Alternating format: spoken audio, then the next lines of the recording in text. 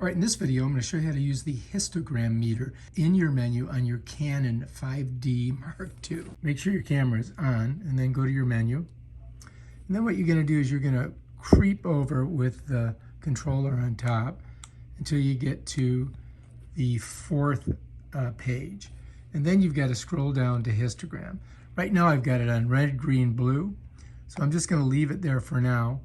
And I'm going to go over and we're going to look at a picture. There it is right there. You see the red, green, blue?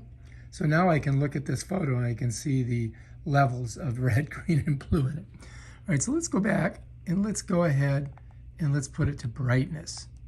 All right, now let's go back here. And now you can see the brightness in it.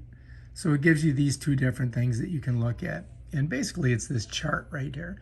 And that is your histogram in your menu on your 5D. If you like this video, subscribe to my channel and check out my other awesome videos where I show you stuff on your 5D Mark II Canon.